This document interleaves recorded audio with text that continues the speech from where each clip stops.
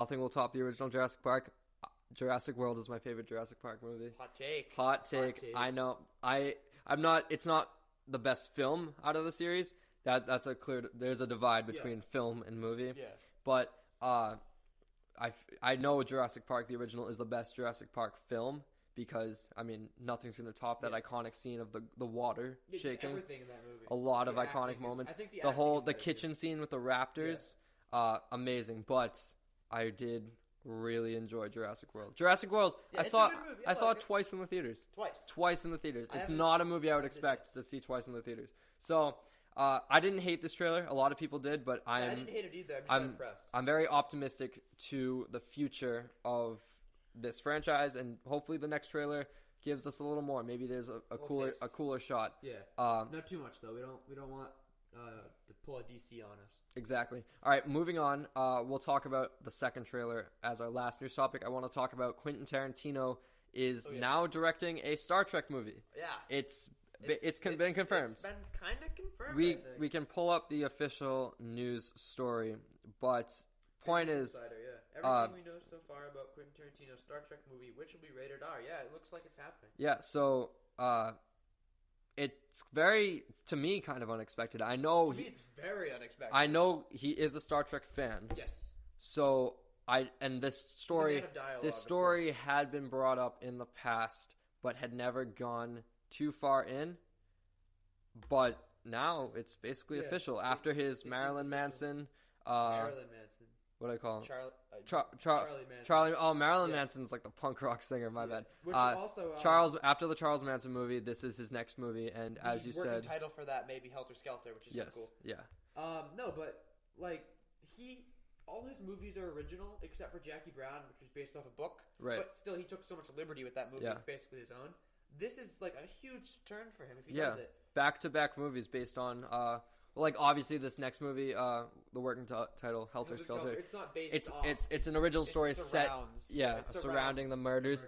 But which I like. Point is, it still has real world events. So maybe what I like. I mean, Inglourious Bastards kind of had real world events. Yeah, that's true. It's based off historical events, I guess. But maybe because Tarantino, as you said, was going to hang it up after 10 films. He said it was some late night talk show. He's like, 10 films, that's it. And number 9 is going to be Helter Skelter if it's called that. I don't think number 10 is going to be this because I don't think he wants to go out on this. I don't think he's done after 10 because they haven't said anything about. Yeah. That. Also, if his first 8 being original pieces, except the Jackie Brown one. Jackie Brown was based off some book. Right. Yeah. But point is, I think now since he's dipping his toes in adapting source material, I think he's really liking it. I mean, this is like. I hope he doesn't. The fact that they're greenlighting, they're like, we're gonna let you do. We also forgot to mention an R-rated Star Trek movie. With Paramount. Unprecedented. J.J. Abrams is going to producer.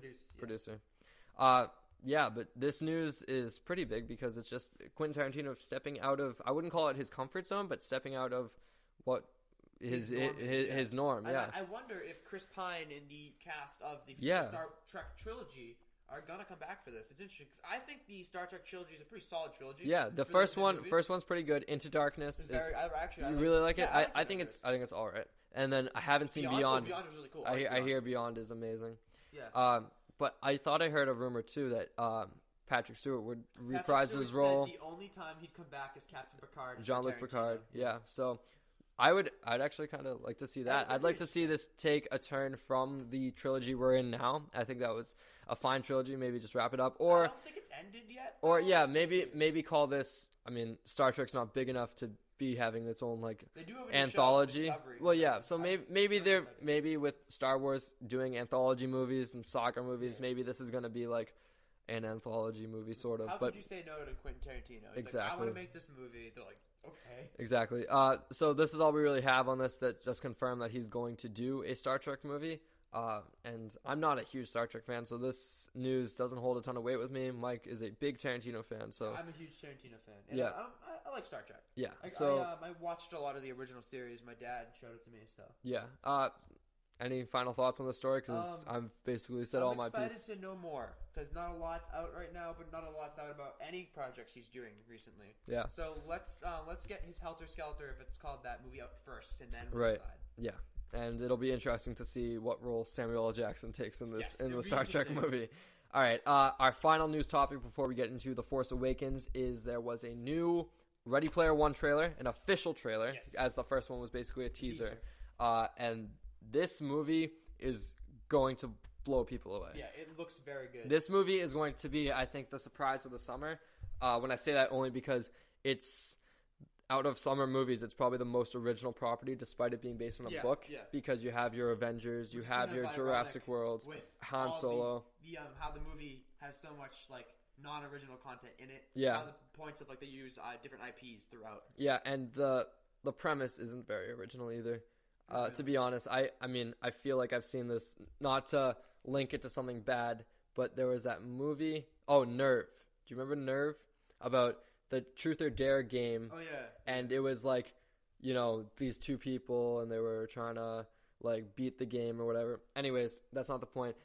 Ready Player One trailer. The first trailer got me excited, but it didn't show me much of the story. This basically laid out what the story is going to be. We have the main character of Wade Watts, played by Ty Sheridan. You might recognize him as Cyclops from the latest X-Men movie, X-Men Apocalypse.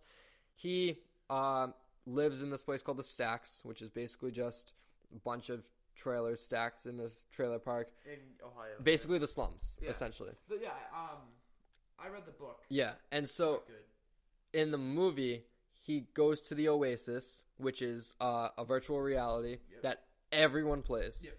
And the creator of the Oasis... They live there, practically. Yeah, you can't move around now. Yeah, exactly. The creator of the Oasis has died, and he's hidden something called the Easter egg in the Oasis. The first person to find it inherits $500 billion, and Prime or all of the Oasis. I think they control the Oasis.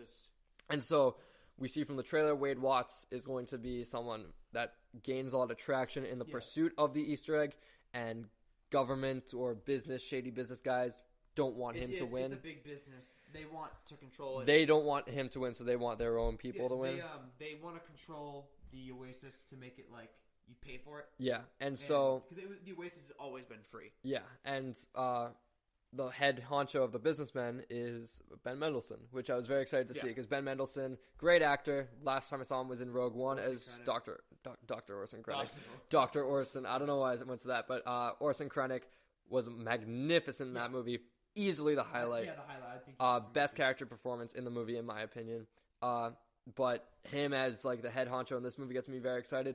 And if you're not excited from the premise we gave you already, Steven Spielberg's directing this. So what's the last movie he's directed? BFG, I think. BFG came out last year? Not last year, a couple years ago. Are you sure? Was it really last year? I feel like it was even at least this year. But I think the biggest grab for this movie is hey, the Iron Giant's there. Whoa, that's a DeLorean. Yeah, I've been told, June 30th, 2016. Oh. So, yeah, I think that was his most recent movie. Yeah. BFG we're talking about. But, yeah, I think a lot of people are calling this, besides of the MacGuffin of the movie being the Easter egg, they're calling this Easter egg the movie. Everything is so much in this. Everything is reference, It goes right to the book as well, because the book it's very, in 80s mythology, I guess you could say. It doesn't look like they're taking that take. Which, we haven't seen everything, but, the whole thing is, Wade grew up with 80s stuff, and he uses that knowledge to solve the puzzles in the Oasis. But I'm seeing a lot of, modern stuff. There's a character from Overwatch, which is a pretty popular game nowadays in there. So, and the book was released in, 2012 or 11? Something like that, yeah. But I read it in, 7th grade. Point is, they're taking characters recent and putting them in. Yes. And so, that'll be very interesting to see. We obviously notice it's either Deadpool and Harley Quinn or Deathstroke and Harley. It's hard to see. It's in the shadows. I would assume it's Deathstroke because it's Warner Brothers, and they probably don't want to mess with the rights to use Deadpool. But if you don't explicitly name them, I guess you can. It reminds me a lot of Who Framed Roger Rabbit with the different different studios kind of thing. Yeah. Like Disney and Warner Brothers had a deal that if Mickey Mouse and Bugs Bunny were on the same screen, they have to have the exact amount of screen time. So maybe do something like that. Yeah, that would be very interesting. Spider-Man and Deadpool talk or something. Before we wrap this up, favorite Easter egg from the trailer? When I saw Chucky jumping on some guy, I laughed at that. That was really cool. I would either go with Street Fighter. We see him at the very beginning when everyone's getting into their cars, or probably the Iron Giant, just because. I love the Iron Giant. Iron Giant, how often do we see the Iron Giant in film, like in anything. Like it's basically that one movie and that's it. Have you seen The Iron Giant? Yeah, with Vin Diesel, voice of the Iron Giant. So good. Yeah. Such a great movie. Yeah, so that's basically all our thoughts on Ready Player One. Cast, even though there's only really 2 people I know with Ben Mendelsohn and Ty Sheridan, I love that cast. Good, yeah. Yeah, so other than that, I think that's all we have to say on... Yeah. And if you want to get a head start, read the book. It's by Ernest Clyde. It's a very good read.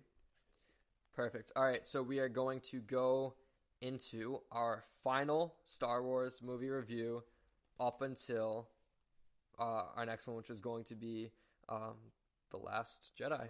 All right, so real quick, I just want to try to read the synopsis if I can pull it up. All right, all the synopsises I'm finding right now are just basically descriptions of the movie. Anyways, this movie is directed by J.J. Abrams, produced by Kathleen Kennedy, stars your new cast of Daisy Ridley, John Boyega, and Oscar Isaac, and obviously has returning Harrison Ford. Harrison Ford? Yeah. He's returning? Oh, sorry. Talking about Force Awakens. Yeah. What am I doing? My bad. Returning Harrison Ford, My bad. Mark Hamill, and Carrie Fisher. We're not going to do a no spoiler section. This movie came out 2 years ago, and we're not going to fault you if you haven't seen it, but we want to give a full in-depth conversation because we're actually running kind of tight on time, so we want to get into all aspects of this movie. Quick little summary. 30 years taking place after Return of the Jedi. First line in the opening crawl is Luke Skywalker has vanished. That wraps you right into the movie. Basically, the Empire is gone. The Rebellion is gone. We now have the First Order and the Resistance. The First Order has risen in the ranks in the galaxy. The Resistance is obviously trying to fight them, but the First Order has Starkiller Base, very Death Star-esque, but it can destroy entire planet systems. It's just bigger. Bigger than the Death Star. They mentioned that actually in the movie. Yeah, it's another Death Star. Nope. Look at the size comparison.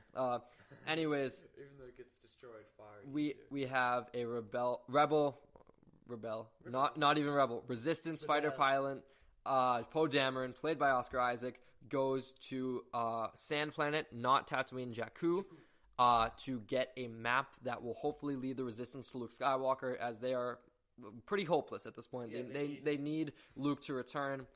And when he's there, he's intercepted by Kylo Ren. Kylo Ren is the leader of the Knights of Ren, and he is basically the head guy of the First Order, but he's not the leader of the First Order. That would be Supreme Leader Snoke. On Jakku, we have the main character of Rey, played by Daisy Ridley. Her family is unknown. We basically have the whole story revolve around her journey towards slowly discovering who she is, not getting there completely. That's basically a summary of... And Finn, of course. Finn, a stormtrooper, and his whole role is that he defects from the First Order. When Poe gets captured, he helps him break out, and he defects from the First Order. And a lot of the movie, they spend trying to hunt him down. That's basically a summary of our new characters and what everyone else is up to. Obviously, Han Solo plays into this later on. We can talk... That's basically a general summary. I want to talk about favorite scenes from the movie, favorite musical moments. When I say musical, I'm talking about the score, obviously, and just favorite characters. This movie, I love this movie. Yeah. A lot of people, let's address the complaint right off the bat. The biggest complaint with this movie is that it is a rehash of the original Star Wars, A New Hope, essentially. And it has its parallels. Starts out with a droid gaining significant information that would help the Resistance or Rebellion. Star Wars A New Hope, we have R2-D2 gaining the Death Star plans. BB-8 gaining the map to Luke Skywalker. Giant base of the bad guy. A hero starting out on a sand planet, not really knowing much about themselves. Getting roped in with a mentor, father figure. Whether it be Ben Kenobi or on this one is Han Solo, essentially. Spoilers, father figure dies in a climactic moment with the main bad guy. Big trench run on the base. That's your biggest connections. There are some more, I know, but... There's a cantina scene in there is a bit of a cantina scene on... Oh my god, on Maz Kanata's planet. I forget her planet's name exactly. It's an earthy planet. It's not sand, it's not ice, it's not forest, it's very earthy. It's called Point is, there are parallels. Takodana. Oh, that does sound familiar now. There are parallels, and while many people will fault them for it, I do not.